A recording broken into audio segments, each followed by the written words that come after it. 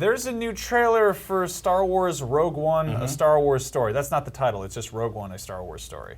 You've seen it? You're a Star Wars guy. Massive. Yeah. So you've woken up early and you saw this and everything. So we're on the same page here. Oh, 100%. Yeah. Okay. I've scrubbed through a little Now, bit. were you just to get the homework down here? Were you a big fan of Force Awakens? Yeah. Really? I had issues. I had small issues. I'm one of those Star Wars fans that swears by it, changed my life, but mainly trashes it more than praises it. It's really weird, even though I love it so much. It's a love-hate relationship. It's like buying an old house. It's a fixer-upper as a pastime. I like that, yeah. I only like really 2 Star Wars films out of 7. Which ones? Empire and A New Hope. Why, you don't like Jedi? Jedi I do, but not as much as the other 2. Man, this is bad. But Force This is Awakens, gonna I was wreck our happy. I friendship. think it's a great entry into the new series and stuff. Yeah. So what was your take on Rogue One? Are you more or less hyped than you were for Force Awakens? I think I'm more hyped for Rogue One. Okay. Interesting. I think there's so much more potential, and also it's the era we're at. Like we've had prequels, and we've had the sequel, but this is the era that delves. This is the same era that we fell in love with. Right. This is Battle of Yavin. This is around this time period. That's why Rebels is doing so well, I guess, because you're seeing Stormtroopers. Yeah, they're filling in the blanks between a lot of the areas that we really did love, you know. And I think that was my issue with the prequels from the jump. Besides the fact that they're not very well made movies, sorry, is that it brought it answered a lot of questions that no one ever really asked. Whereas this is leading you right into the events of A New Hope. I mean, this is like probably just a couple weeks or a couple months before, right? I mean, to call this a prequel feels almost like it's a disservice. You know, it's obviously close enough that the rebels are in the Yavin 4 base, but like it feels like a side story. You know, like it doesn't feel like, oh, what if Chewbacca was a cool teenage Wookiee and Yoda was not 900, he was only 800 years old. You're like, oh wow, it's everybody's the same but different. But here are things that like we're seeing this from a different angle. You know, like seeing the Death Star as a plan is whatever, but seeing it getting built, like built, that's awesome. Also, Mon Mothma's That casting's insane. Yeah, the casting is great. A lot of this stuff is really cool because I feel like tonally it feels very bleak, and hurting. Was that the Homestead? By the way, this looks like the BART train station. But yeah, there's some really cool stuff going on in this, and I think it's because this is not like the Force Awakens trailer felt victorious and it felt heroic and triumphant and celebratory. Like a bunch of new characters were coming out to fight for good, and this movie looks bleak. This is about the Empire wrecking stuff. Well, just I think hurting people. I've said this, but I think that the Force Awakens, like a lot of people are like, it's derivative. It's not, you know. There are things wrong with it. We were like crying like babies when we saw it because I think it was pretty much, it was the reminder that like, this is in good hands, you know. For all of its shortcomings, it was a good movie. Like it worked, you know. And it was, the prequels were such a kind of like, such a like weird bastardization and it was so kind of like, this isn't really what I wanted. And then this was kind of like, hey, it's familiar, but it's like, it's kind of safe. It's sort of like, hey, it's okay. Oh, definitely. I think the name Star Wars was kind of dragged through the mud during the 90s and the early noughties because of the prequels and Force Awakens. I think the biggest victory from it was, this is a great re-entry into the franchise. That was Star Wars for everybody, and this feels like a Star Wars movie for Star Wars fans. Like this feels like Dark Forces. This feels like, I mean, there's a guy in a Grand Admiral outfit, you know. Yeah. Like I actually thought she said Jan Ors when I first at 6 in the morning. I thought she said Jan Ors as her name, and I was like, but it wasn't. I hope that Kyle Katarn shows up in some sense.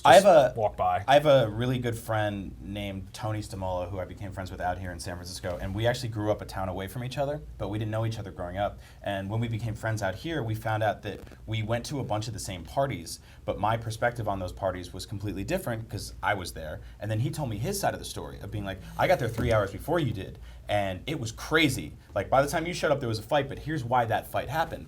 And that's what I was thinking watching this trailer this morning, being like, this is all the stuff I love, but from a slightly different angle, just a little bit before I got there, and learning how all that came together. And I think that's like, there's this weird sort of hopelessness to this trailer because I think a lot of bad stuff happens to a lot of these good characters, and it's to pass that baton.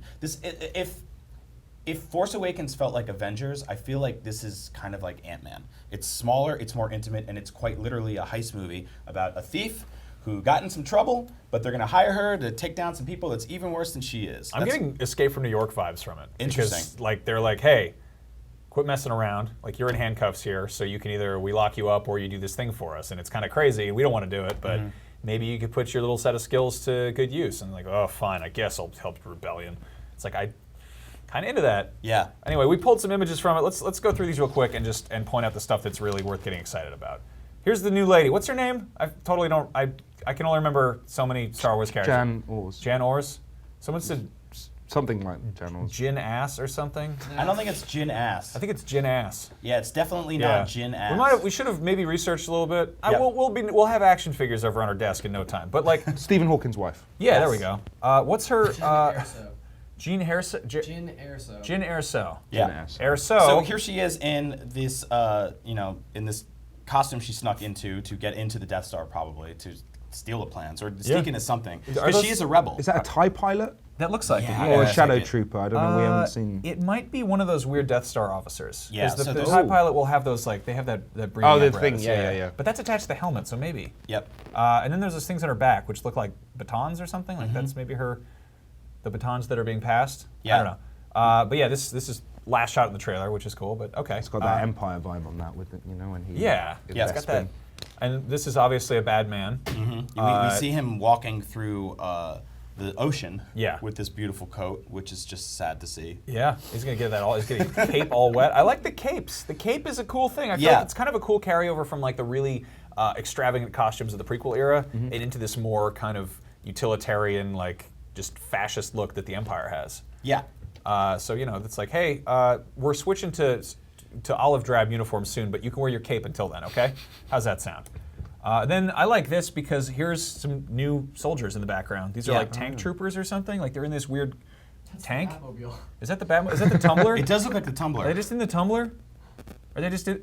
Also, can I just point out that front and center, this is just a regular, good old-fashioned stormtrooper in a new movie, and we haven't seen that ever. Yeah, we haven't seen that That hasn't been a thing since 1983. yeah. And also that helmet is the A New Hope mold, I'm pretty sure, which is different from the Empire Interesting. mold. Yeah. That looks like the old one, right? Yeah. With the gray or the gray Yeah. thing in the corner. So there's a bunch of different, bunch of new troopers in this, and I saw some people sort of being like, well, how come these things aren't in the other movies? But the reality is that the Empire knows how to accessorize. When they show up on Hoth, they bring snowtroopers. When they show up on Endor, they bring scout troopers. When they show up on Tatooine, there's sand troopers. There's different costumes for each thing, and we are seeing some new environments in this film, such as that weird sort of like jungle, palm tree, beachfront environment. What I really like here is in the background, if you look in the upper right-hand corner, there's Aurebesh on this sign. Like that's a business. And I feel like there's like signage in Star Wars is kind of sparse. Like it's sort of, you don't see a lot of it, but I love the idea of this being like, what does that say? Oh, it says Denny's. Like that's all right. And then this, of course, is the money shot of the trailer. This is